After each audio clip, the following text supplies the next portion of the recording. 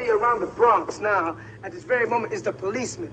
See, they don't know how to communicate with the brothers in this, around the area. See, they look at us as black and Puerto Ricans. Fuck that shit, man. That's what they look at us. You understand? We try to communicate with them. Come on, shut up, man. You try to communicate with them, right? And, man, you just try to talk. They just beat one of my brother's heads, man, not too long ago. 5 of them, man. 5 of them, man. And the guy ain't got no mother... Shit, no weapons, man. And then if we do something, we'll be wrong. You understand? Yes, this is a warrior thing. Yes, it is. And we're here to defend our brothers and sisters against people like them. They're very racist, man. If you're going to communicate, communicate, man. If you're going to strike at us, we're going to strike back. Right on. Okay.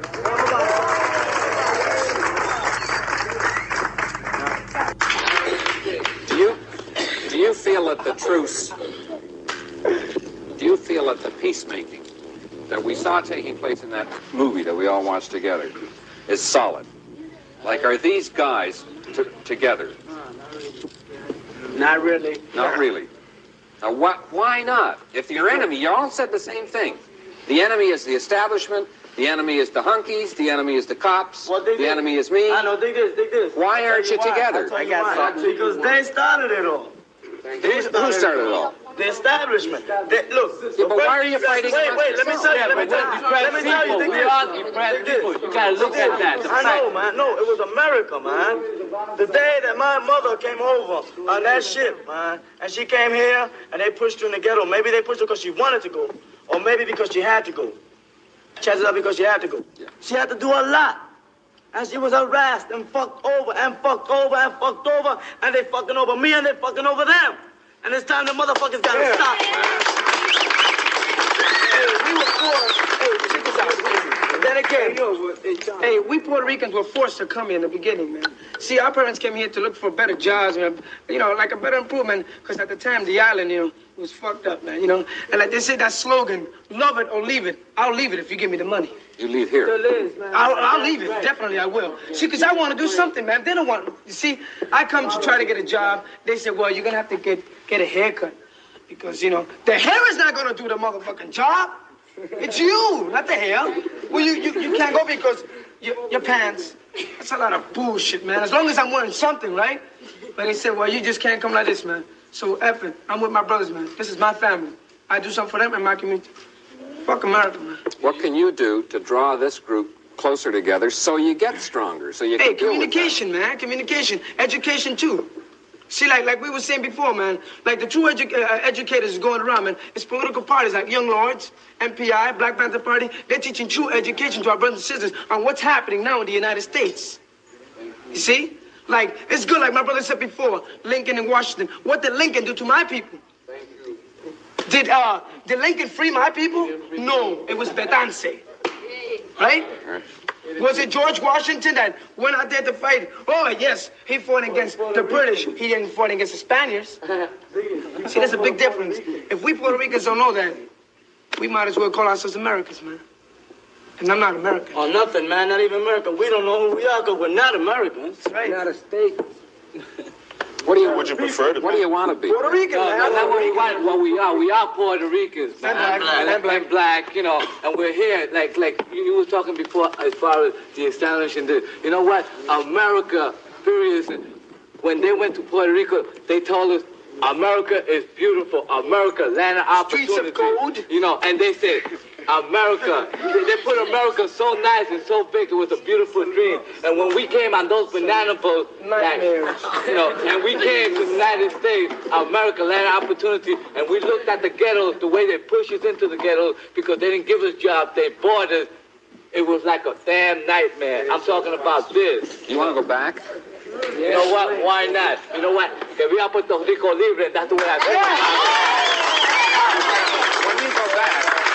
When you go back, what's going to happen to your black brothers that you've now made an association with and you're beginning to build? As soon as we liberate Puerto Rico, they all could come to Puerto Rico. That's the way I feel about it. That's what we told the Yankees. We told the Yankees, leave the island. The same way you came, leave it. You know, as soon as we liberate it and we're fighting for our goals, you know, we're pushing, we all striving for the same thing, man. We are depressed people, like I said once before. Is there any thought that you know you young people have of maybe beginning some kind of alternative to a school that you don't feel comfortable in? Right on, man. Well, how would you describe it? Could anybody describe it? Describe what? Describe a school that you might want to start. What would you study? Any school in this country, I won't want to be in. Why not? Because I wouldn't. Why? I wouldn't. When has a school ever taught me that that one time in my country there were Indians, like Taino Indians? You know where I learned that? I learned that from Benji. You understand? I learned it from him. When has any school ever taught me, you understand, that at one time, you understand, I'm like what you would say, I'm a mixed race with an African. I never knew that. You understand? Never. Did you have to find that out around the block? Yes, I did. I mean, listen, if I would still be in school, I wouldn't know that right now. I don't believe in this school system. And let me tell you, I'm 20 years old, and I know a lot. Understand? For my age, I know a lot. And where did I learn it? In the streets. Because the school couldn't do nothing for me. That's all I got to say. Tony, the school is completely irrelevant to our young people. The schools have failed them from the time they go in. By the time they're in second grade, they're already behind. And they feel completely alienated to a system that's dealing with a middle-class type of teaching. And it's not relevant to their lives, to what's happening in their communities. So they are completely turned off. How could you blame them when they begin to throw rocks and break windows and run amok and fight amongst each other? If the schools themselves have failed them, and we do not have sufficient teachers of our own to be in those schools so that they could perhaps look up to. Well, Manny, you are a teacher at PS 133. How do you explain the fact that you have been able to relate to young people in the way that you do when other teachers may not be able to do that? Or do you feel that you are alone in the kinds of ways that you can relate? No, there are other teachers that relate to the guys here. I'm sure they can tell you the names of a few other people that they've talked to. Well, what made you begin to think that you had to move out of the classroom to deal with kids that were not there in the schools? Because most of the kids were outside the school. The brightest, most powerful kids were outside the school. Shouldn't call them kids, but the best minds were outside the school. And I'm concerned with reaching the best minds, and if they're outside the school, that's where you have to go. If the best minds are outside of the school and some of the best energies, what do you think we ought to do in order to utilize these energies towards some good for everybody? Well, I think you ought to talk to them and figure out what they want from you and then serve them as best you can. Well, what do you want? What do we want? Why don't you get up and say something? Well, listen, you're talking about school and education. That's pretty nice, right? And everybody should get education, great. But let's look at the problems we got in the South Bronx, like right now. I got a little kid here, and he's my nephew. His name is Luis Melendez. And like right now, we got a problem in school. The kid can't write or read, and he's 11 years old.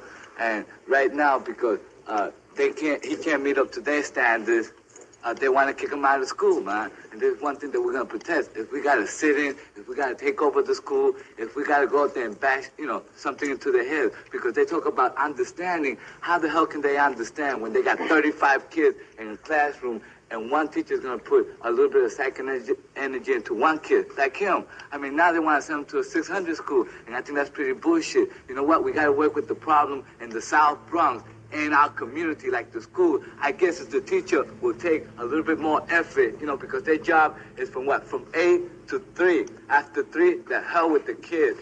I'm getting paid. I'm getting a salary. You know what? So what? I go into a classroom and I look at 35 kids. If they make their homework, I don't care. If they do, I still get paid.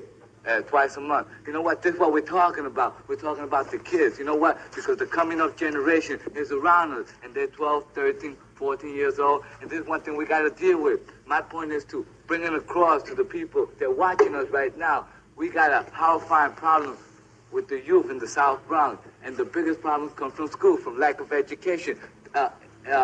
If they don't get no kind of motivation, something they can push for, like their goals, right now you ask one of these kids, what are your goals? What do you want out of school? Well, I want to get me a job in a factory. I want to get me this. I guess as a teacher, they were putting all their psychic energy, or at least they were putting half of their energy into these kids. They could say, well, I want to be a teacher. You know what?